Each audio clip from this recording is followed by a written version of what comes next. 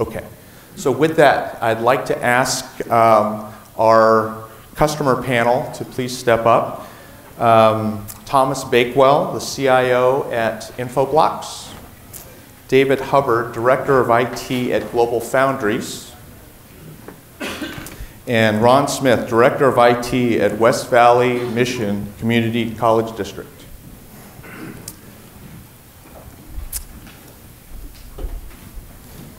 Thank you, gentlemen. How are you? Are you guys mic'd up? They are not mic'd up.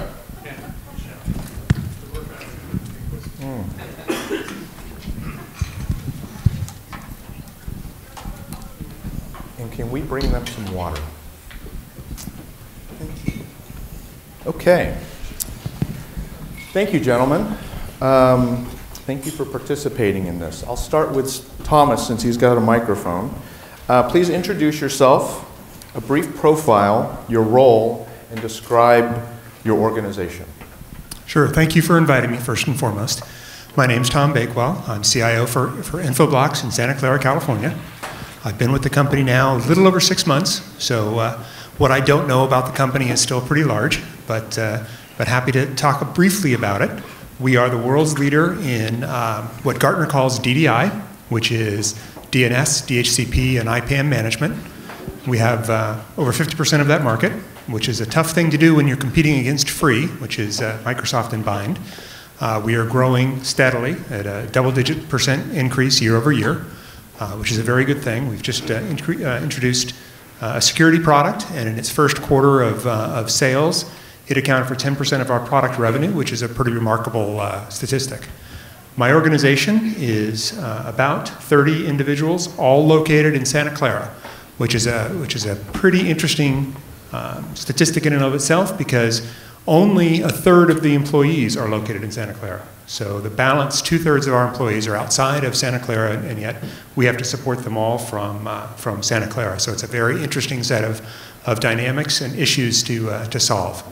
I've been in IT now for about 22, 23 years. And have enjoyed the heck out of it. Thank you, Thomas. Ron. Hi, my name is Ron Smith, and I'm an alcoholic.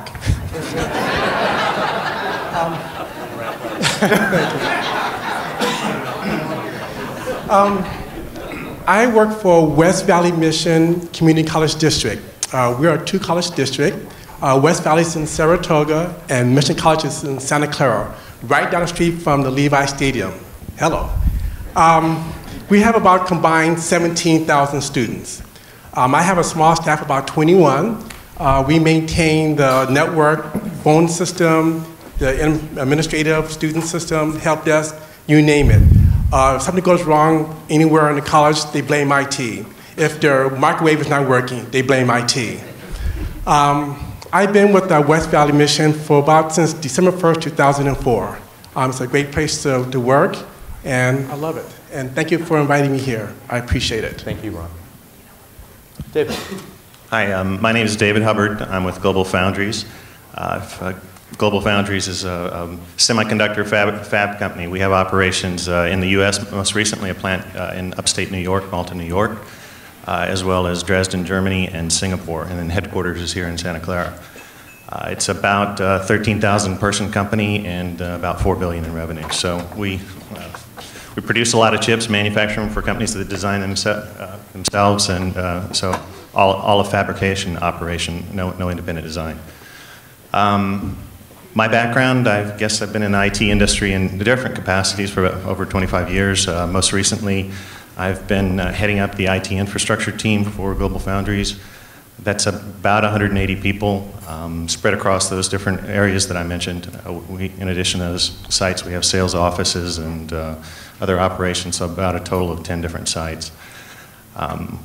Prior to that, I had a background with AMD. I came over, I've been with GlobalFoundries about 5 years. Prior to that, I came over as part of the divestiture of the manufacturing operation, so came over from AMD, and before that, a long tenure with Sun Microsystems. So, let's see, the other questions, the profile of the company, and I guess that's my background. Perfect, thank you. I'll start with you then, David, on the next question. What are 2 or 3 of your major initiatives at GlobalFoundries over the next 12 months? Well, one of the ones that we've been going off and on again with is improving our global monitoring and automation. So it's, we recently embarked on an outsourcing initiative for the IT infrastructure team.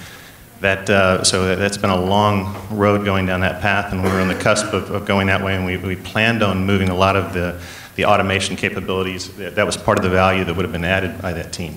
But we recently did a bit of an about-face and stopped that effort, so now we're bringing that back in-house, and so that's ramping up again quickly, and we're re-engaging with the vendors, and over the course of this next year, we plan on enhancing and consolidating those systems.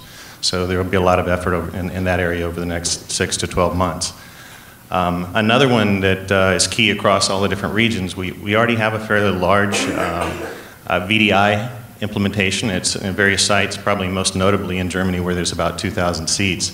But we've unfortunately, part of our company came together at different times. So the Dresden operation has been there for a long time. That was AMD's main manufacturing piece. But the US is brand new, and then the Singapore part of the operation came from Chartered Semiconductors. So we have a lot of different ways of doing things, and so a lot of our efforts are towards consolidating and getting consistent global practices in place.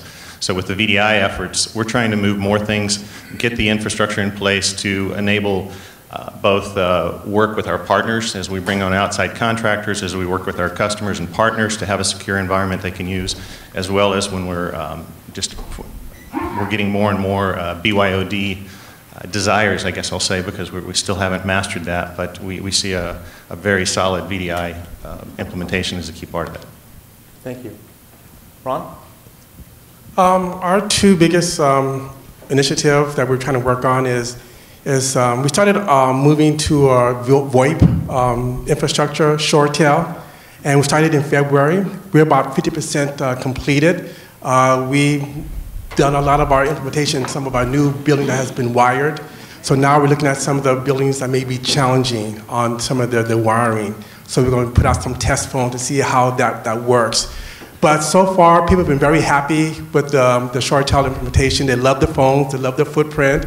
They have a directory on the phone that they love. So it's been really great, good feedback, very easy to use. And our other project that we're working on is, of course, VDI as well, too. We have VDIs at the front counter of missions and records, financial aid, some places in the library, but now we want to expand it more over to some of the staff areas and see how that works. So far, the VDI has been working great. We use some of the thin client from HP, and that's just been very nice. And that's been really well received because we have a really robust backbone. Probably the last thing we're working on is people, when they go to conference or they're out sick, they want to try to have remote access into our system. I'm so afraid of opening up that door because of security reasons, because people may leave their home computer on or print, and anything can happen. So right now we have a product called NetScaler, and it brings up a virtual desktop. And you can control whether someone can print or do anything or save things on their home computer. So it has those security features in it. So we've been testing it out in several places for certain folks, and so far it's been great. And the performance has been awesome, no complaints at all. So that seemed to work very well. So now they can get access to the shared drives, to certain systems that have been behind the firewall. So far we'll continue doing that. Thank you, Ron. Oh, Got one, thanks. So I said a minute ago that I'm having a lot of fun. I am, and I can tell you why. First, let me give you just a bit of a kind of a footprint or landscape for Infoblox. $250 million company, 750 employees. We have some of the best technology out there for a company our size. Eloqua, Salesforce, Oracle, Flexera. We have some very interesting systems in place. However, as a fast-growing young company, they were implemented to mirror the personality of the company, meaning they were implemented in a siloed fashion. So with that as the backdrop, I don't have any initiatives. And that's the fun that I'm having. I actually don't believe that IT at my company should have initiatives. we've been able to get the senior leadership of the company together to understand some basic fundamentals. Today is the end of our fiscal year, and so we've gone through a massive, and you can probably think I'm either crazy or brave to be here today, but we've gone through an annual operating plan process that talked about intensity of funding for various initiatives. And I held mine out. What I did was work with the senior leadership to understand what were their initiatives, what were their objectives, what were their processes, are they getting the information they need to grow the business, what were their pain points. We spent a pretty fair amount of time putting all this together with wonderful colored sticky notes on whiteboards and put it all through a pretty analytical process to come out with 4 major themes for the business that happened to tie to our corporate goals, so that was a validating exercise in and of itself. But those 4 themes were make it easier to sell. We have a long selling cycle. We don't engage our partners very well. We don't enable them very well. And so this particular set of initiatives dealt with everything from demand generation all the way through passing an approved order to our contract manufacturer.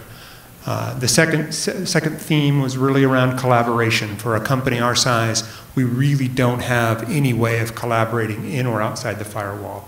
We're moving to Office 365. We're implementing Lync on-premise to integrate with our voice system.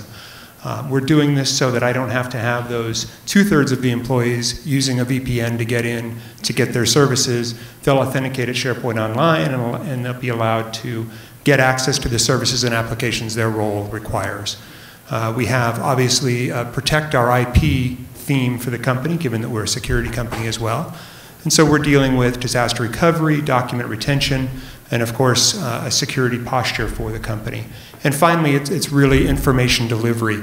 And that's a combination of an enterprise messaging system that ties all of this together, MDM that will be the source of truth for certain pieces of data, and then, of course, an information delivery by role.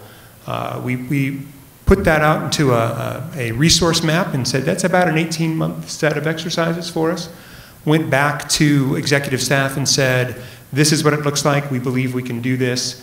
And my funding, the intensity of funding in IT, originally started out as an 18%, and it's well over 20% year-over-year growth. Very interesting exercise in elevating where IT should be in an IT company.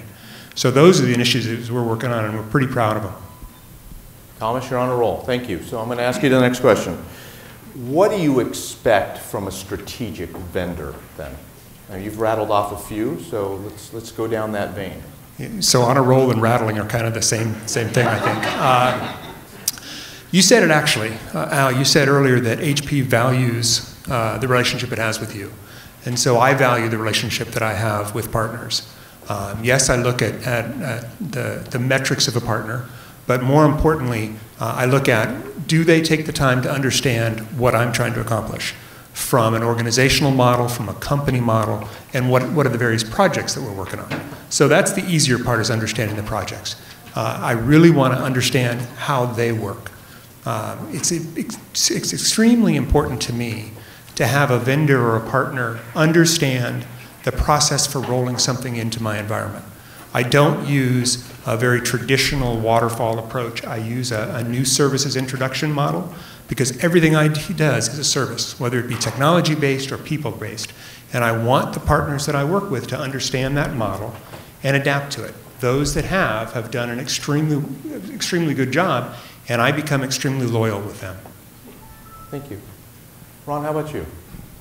I guess one of my frustrations over the last few years is I have worked with companies or vendors who don't come around until it's end of the quarter and they want to sell you something. Or when you ask them to meet with you on a quarterly basis just to give a roadmap, they don't do that. So, but I have to say Dasher has been the exception. One thing I like about Dasher, one of the things that I value is trust. Also, to know my business and not just come in and sell me a widget, but know how it's going to help and be value added to my company. And also, I want someone who's more customer oriented and meet on a regular basis, give roadmaps, and almost like a family.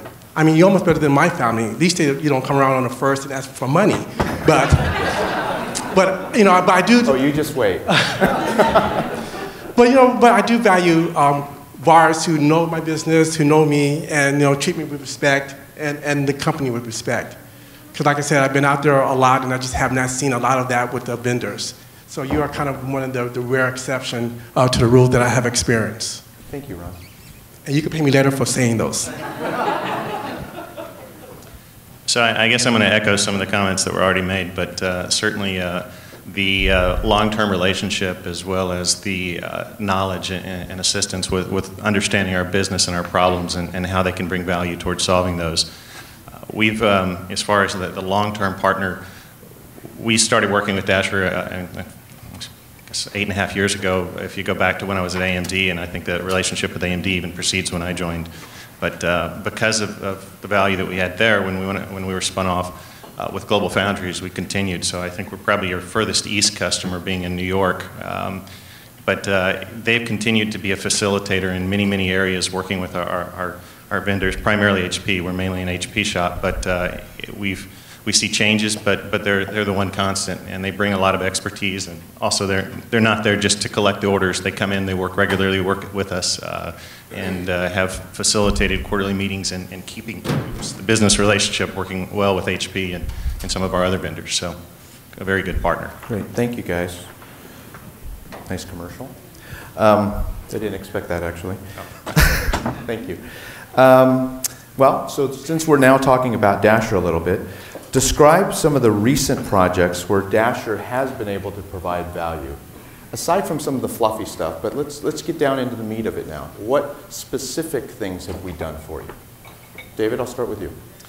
So I guess bring up a smaller example and a bigger example as well. So being in the semiconductor industry, our plants, they run 24/7, and downtime costs us money. When we're down, we're not building, making chips, and the plants are expensive. The plant in Malta is about a $10 billion investment. So we recently had the opportunity for a downtime, and that's something we normally run internally, but due to some various changes, we've had some staff turnover, and Dasher helped us out considerably in managing and orchestrating that exercise by bringing several of their specialists on site to help work through some of the gaps we had in the database and just the overall project facilitation. So that was a very big value add and helped us get through that exercise seamlessly. If you go back to another relatively recent but I guess significant investment was we did a refresh here at headquarters. We recently moved to a new headquarters office in Santa Clara, and as part of that we did a complete refresh of the compute infrastructure. We don't have, in the US, we no longer have a really big, I guess I'd say engineering compute pool, but it's overall about 1,000 cores or so. So there were 5,000 or 7,000 chassis, and there was a complete refresh of the environment. And so you guys worked with us in that data center refresh. So that was, as I was thinking about that today, we seem to be on a bit of a cadence. So that was in 2013. If you go back to 2011, you guys were part of that as we built out the data center in Malta for the new fab. And if you go back 2 years before that, when we stood up the company in 2009, Dasher was also a partner at that time, and Dasher and HP in all of those exercises. So. Great, thank you, David. We got a bond for the district in 2012. So we have a lot of construction going on at both campuses. But one of the recent projects that you helped us with is we have a new building that just came on board this past spring. It's 120 square feet, 3 floors, 7 IDF. The building was supposed to come online 3 months ago, then it got delayed, then it kept getting delayed, and we couldn't place the order because we didn't know when the building was going to be ready. So Dasher was so patient with us that finally we had to order the equipment to make sure it's there in time to get the building provision. So they stored the equipment in their place, they burned in the image and everything, and then they came and helped install the UPSs and also the equipment. And also, the elevator wasn't working that well, so some had to be chucked up the stairs. And you guys did a really great job on that one. But they went beyond my expectation of service. They went beyond what a vendor would do. And so I really do appreciate that. The other thing is, we have two brand new buildings at IT buildings at both colleges. One was brought up in 2011, the other one in 2009. And Dasher helped us provision our data center and help us with the move with our equipment, because that was not a very easy task to do. So they came in and helped us design and what needs to be going where and everything, and just the coordination. And you did a very good job working with HP, moving their storage and the servers, and also non-HP equipment. They helped coordinate it as well too, and make sure things were certified after the move. Thank you, Ron. Appreciate it. Now, Thomas, we haven't been able to do anything yet at Infoblox, but maybe we can reflect back at your time at Riverbed. Sure, and I got the yet part. That's good. So, yes, prior to joining Infoblox, I was the CIO at Riverbed in San Francisco, and it was interesting. We also had a fairly nice footprint of technology and absolutely no business continuity planning or disaster recovery whatsoever. And the BCP part of that is actually a pretty tough thing to do. Once we kind of muddled our way through that, we went through a vendor selection process, and by the time we got to the statement of work, one of the things that really jumped out at me was what you said earlier, Al, around success. Really, my success in implementing disaster recovery was really the primary driver in that statement of work. And as it turned out, yes, they made quite a bit of money, but it probably wasn't equal to the effort, and certainly not equal to the results. The results were spectacular. What they did for us was come into a relatively junior infrastructure organization at the time, and it really helped us project manage. And that may sound like an odd place to start, but when you have such a large and technically complex data center, it was really building a bill of materials for all of that, helping us not just with identifying the proper components, the proper vendors, but also what was the licensing implications. Because as you move something like Oracle, how you implement that in your DR environment is absolutely critical to what it's going to cost you next year. And so they were very sensitive to that. Helped us build a plan. The data center that we selected was across the United States, helped us implement the technology, brought up all the great little green lights the day they said they were going to bring them up, and it was working perfectly. And for that, there is a lot of loyalty. So I do expect a phone call one of these days. Thank you, sir. Okay, we'll go back to Thomas on this. So 3 of the more common buzzwords in the industry right now: cloud, big data, and network security. As an IT executive, what investments are you making, and how are they affecting your business? Significant, but in different ways. So we're not dealing with big data yet as a focused exercise. That said, we have 1.3 million leads in Eloqua. That's a lot of big data. We can tell you now what they look like, but we can also tell you that 8.5 times the normal close rate are on certain characteristics. So we've been able to profile those characteristics, hiring some data scientists to understand what we're doing with that, to help us get a predictive level of who's going to buy our product from us to help shorten the sales cycle. That's all we're doing with big data at this point, but it is really dealing with an issue that the business has. From a security and a cloud perspective, of course, you know, if you show up at my help desk early on Monday morning, it's the most amount of walk-ins I have, because endpoint protection is a little challenging. And so endpoint protection is necessary but wholly insufficient, much like firewalls. You know, they are a component. So I actually believe that successful security postures contain a layer of defenses. And so I'm actually very, very concerned about discovery. It's going to happen. You know, when you walk in with 3 mobile devices and all the apps that you have on that, you've hit anywhere from 900 to 1,000 DNS queries the moment you hit any network. It's going to happen. So I want to understand what happens so that I can prevent the exfiltration of IP, whether that's monetary, source code, personally identifiable information. It doesn't matter. I need to be able to protect or prevent the exfiltration of that. That's absolutely key for me from a security perspective. So I've built our security profile around that set of beliefs. And to my knowledge, it's working. So we'll see. The idea is to find out very, very quickly if it's a threat and if it's relevant to my environment, and then to stop it, because we know those threats exist.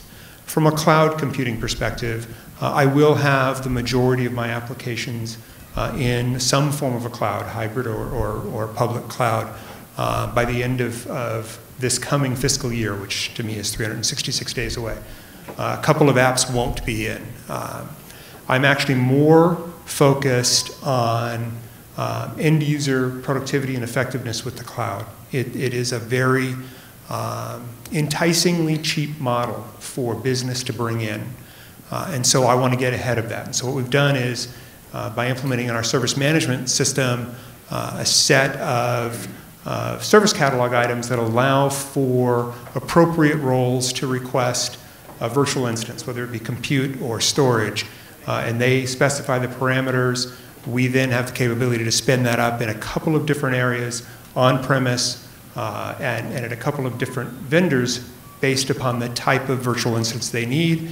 And we not only spin up the instance, we provision the networking all at the same time, because it's kind of interesting to work for a networking company to be able to do that.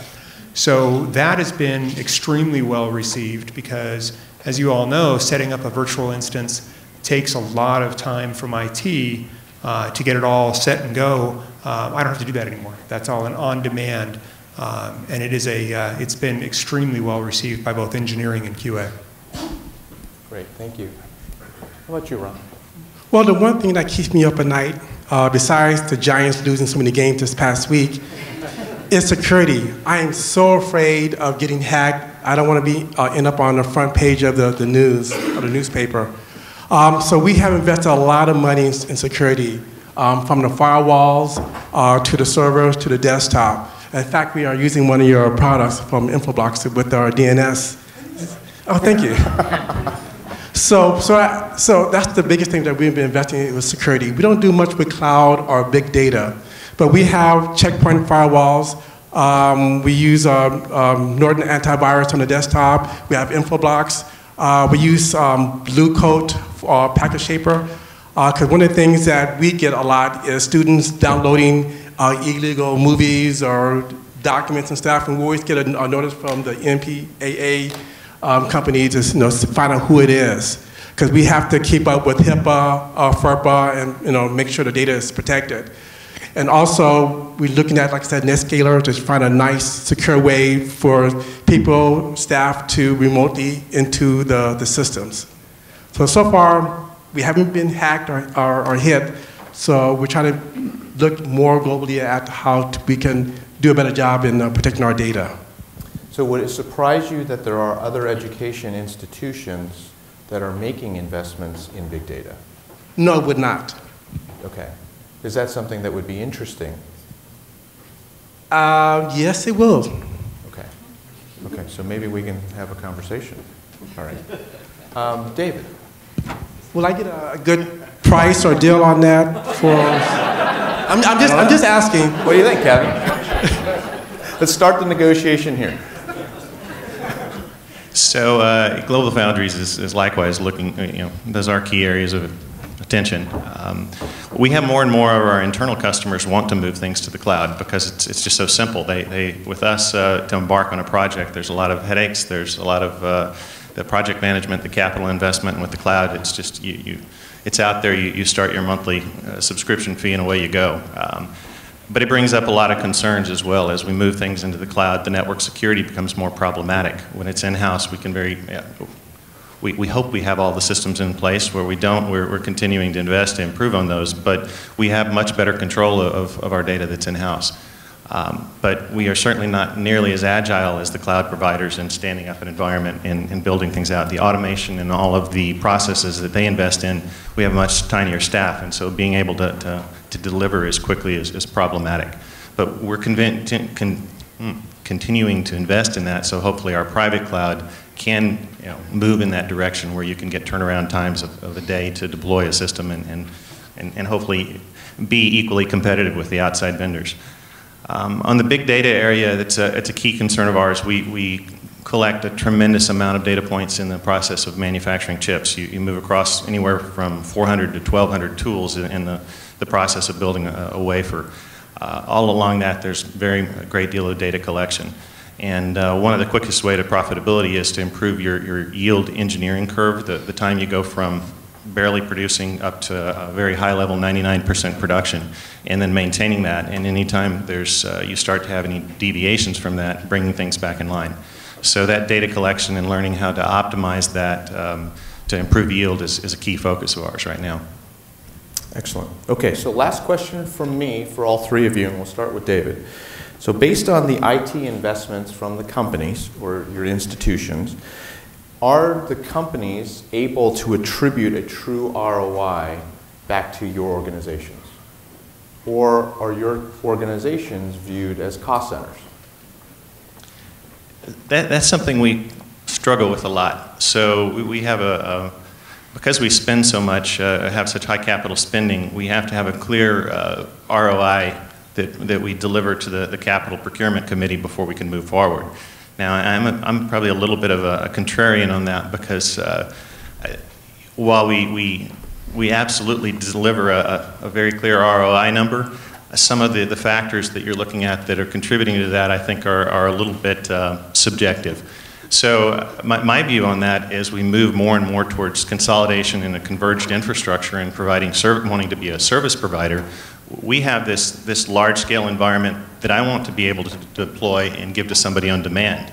So it doesn't map very well into with a project. It's very simple to go back and say, if we do this investment, this yield engineering project, and there's a certain amount of professional services and investment on the software and the hardware systems, then what's going to be the ROI? You can calculate that. But as we have more and more of a shared services model, it's a lot more arbitrary. So we do that, but I think it's, if somebody really turned back the covers, you could question a little bit the numbers we come up with. Yep, okay.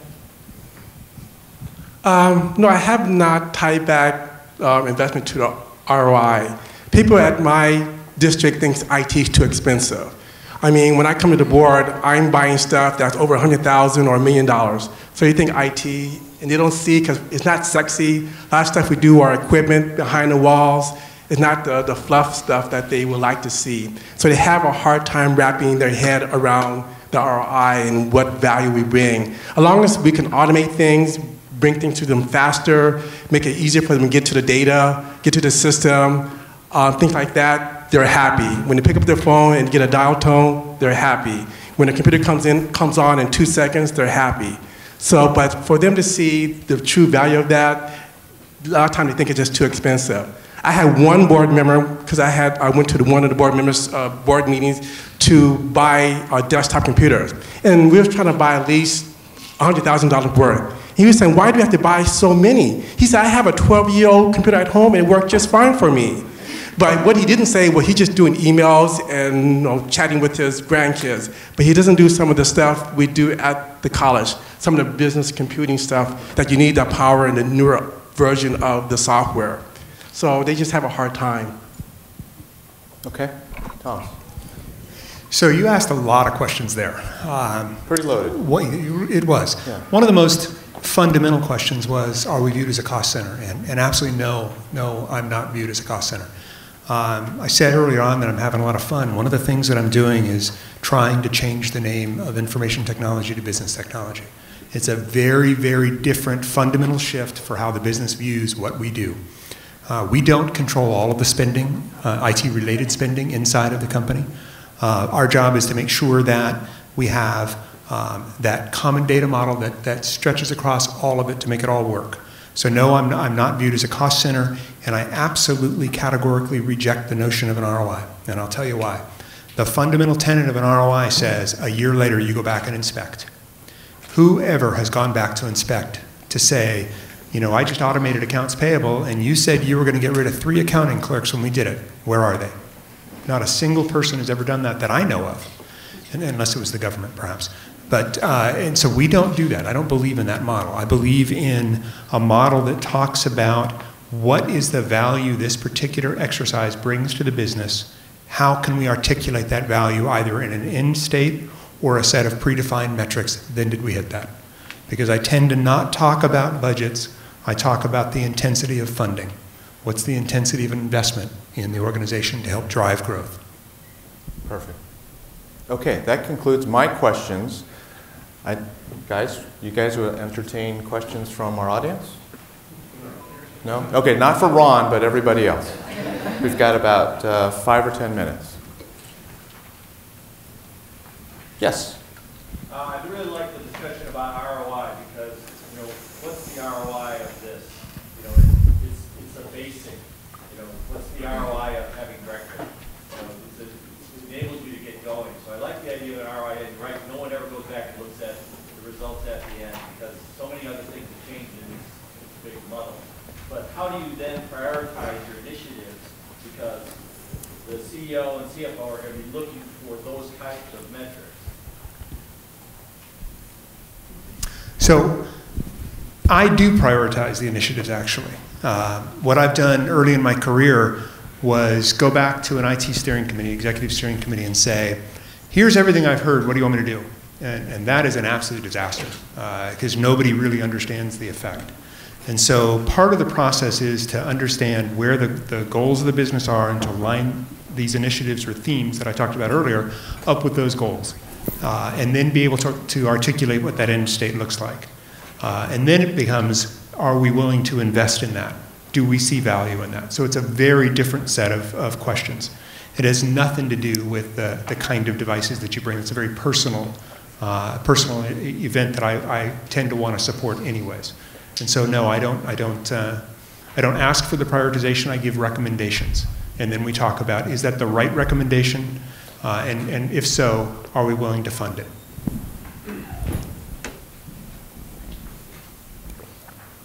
Any other questions? Okay.